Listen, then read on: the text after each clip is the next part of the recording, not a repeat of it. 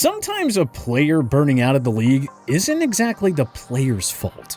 What do you think led to your career ending in Tennessee? I know definitely because of the fact I got into it with my boss, my coach.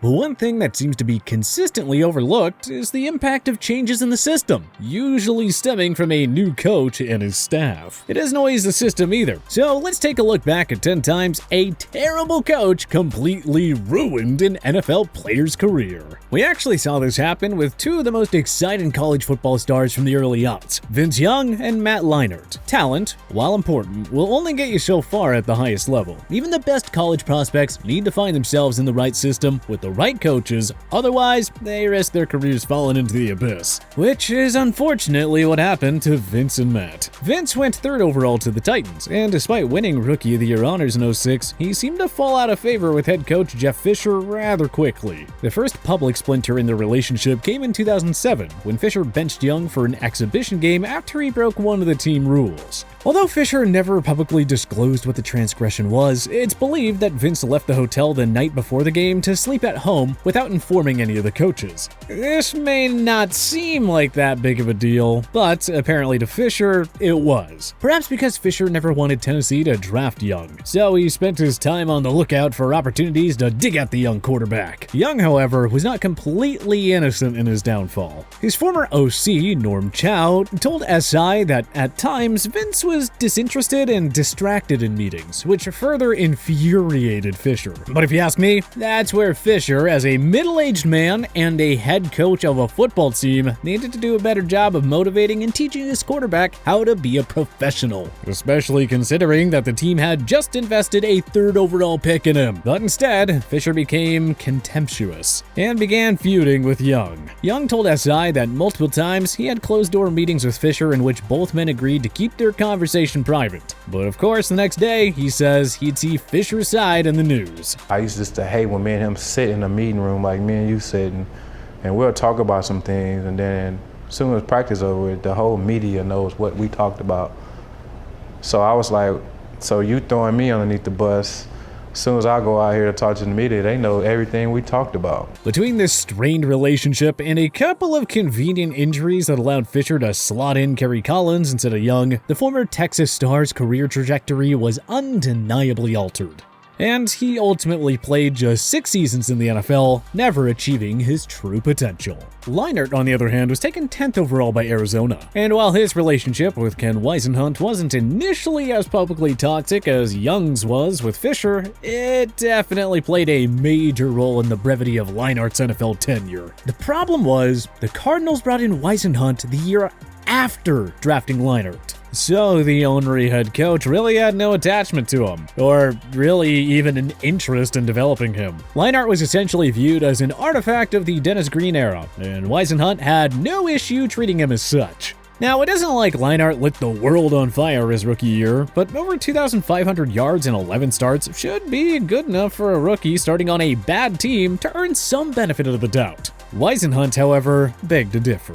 And partway through the team's season opener, he started utilizing Kurt Warner as a situational quarterback, which is a recipe for disaster in terms of developing a young quarterback. In the time since, Leinart has spoken publicly about his disdain for Whisenhunt. Clearly, there is something going on between you and Ken Whisenhunt. I mean, I think he had fairly large reason why I wasn't as successful as I wanted. He even took a victory lap on Twitter when the Tennessee Titans, Whisenhunt's next coaching destination, let him go. It's just so important as a young quarterback, no matter how high you're taken in the draft, to end up with the right coach. Just ask David Carr, the former #1 overall pick whose career was massacred by Dom Capers and the rest of the largely incompetent brass running the Texans during the early years of the franchise. Capers fractured his relationship with Carr a couple of years in, when he closed practices in a move targeting Carr's father Roger, who had regularly been in attendance. Now, I'm not suggesting that they needed to include Roger in the coaches' meetings or anything, but they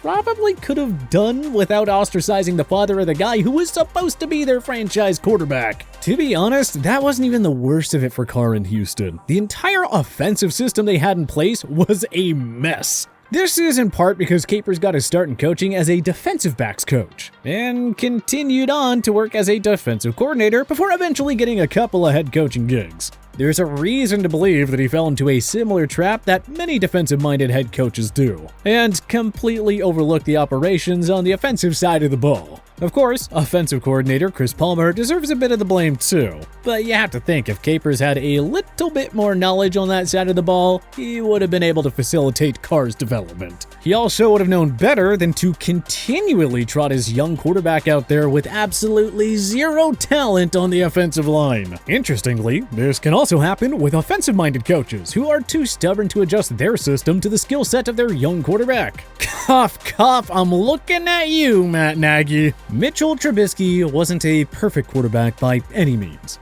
but if you ask me, I really think he got a raw deal in Chicago. Rather than scheme to Trubisky's playstyle, Nagy stuck to his system from his Kansas City days, which, well, it didn't look the same without Andy Reid's oversight and the freakish offensive talents of skilled players like Travis Kelce and Tyreek Hill. And to make matters worse, Nagy ostracized and frustrated his offensive stars that he did have, like Allen Robinson. So much so that there were rumors that Robinson was so furious with Nagy's game plans that the two didn't speak once for 5 months. Seeing some of the game plans, seeing how I'm not really being involved, seeing how I'm not doing the things that I've done in the past. So for me personally, it was very frustrating. Needless to say, Nagy really put his young QB in an awful position to succeed. This is kind of like what we saw play out with DeMarco Murray and Chip Kelly during the former All-Pro running back's lone season in Philadelphia. Philly fans were stoked heading into that 2015 season too. They had just lured away the league's leading rusher from their hated rivals. But much to their shock and disappointment, Murray followed up his last year in Dallas with an absolute dud in the city of brotherly love. Murray started just 8 games and took 193 carries for 702 yards and 6 touchdowns.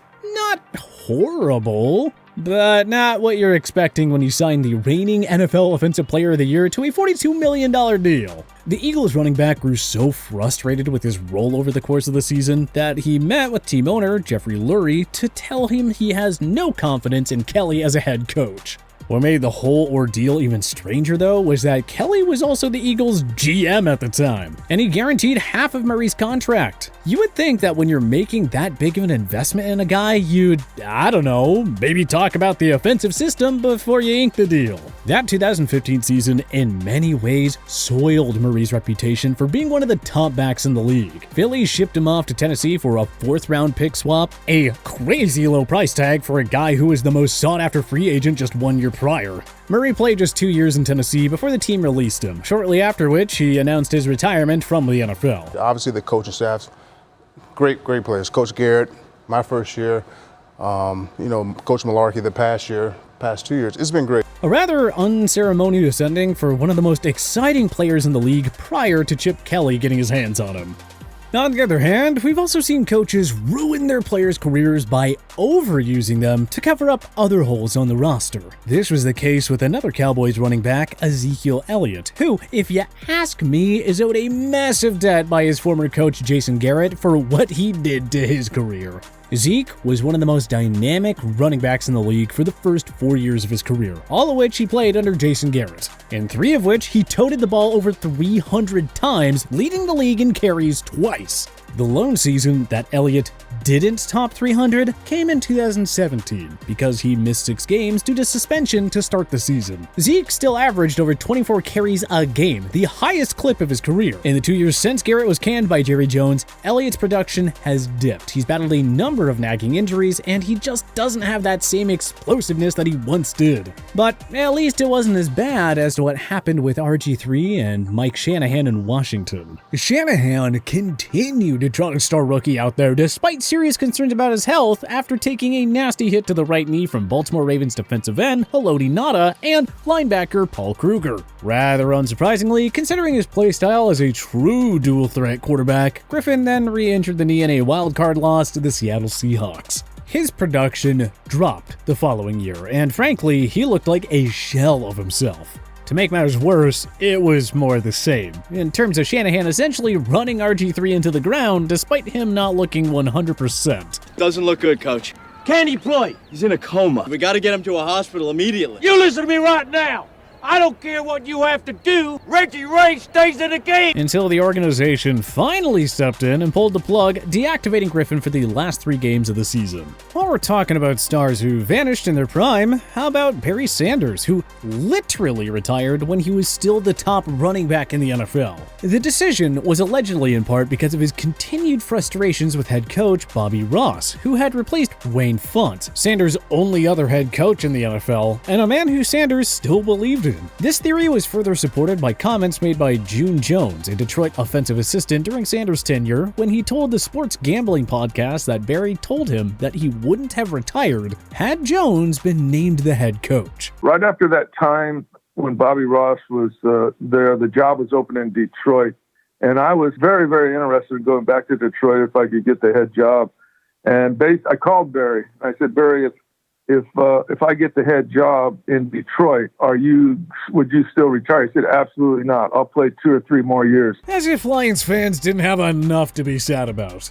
Last but not least, we have 2 classic New York Jets disasters, separated by nearly 25 years. The first instance came in 1996 with Rich Kotite, widely regarded as one of the worst head coaches in NFL history, and quarterback Neil O'Donnell. In year 1 under Kotite, O'Donnell lost his first 6 starts, throwing 7 interceptions to just 4 touchdowns, and then missed the rest of the season with shoulder issues. His performance bounced back a little bit the following year when Bill Parcells took over for Kotite, but he never really had that same confidence or ability that he had in Pittsburgh. Fast forward to 2019, and we saw another terrible Jets coach, Adam Gase, absolutely tank the career of former All-Pro Le'Veon Bell. Bell had less total yardage in his 2 years in New York combined than he had during any one of his last 3 full seasons in Pittsburgh, now having bounced around 3 different organizations in 2 years, utterly unable to get the Adam Gase stink off of him. Which other NFL players had their careers destroyed by a terrible head coach? Join us in the comment section below. If you like this video and learned a thing or two, clicking the like button helps out a ton, and hey, we appreciate it. If this is your first time coming around to TPS though, subscribing is a great idea, because we put out videos like this every single day. But as always, thanks for watching, and we'll see you guys next time.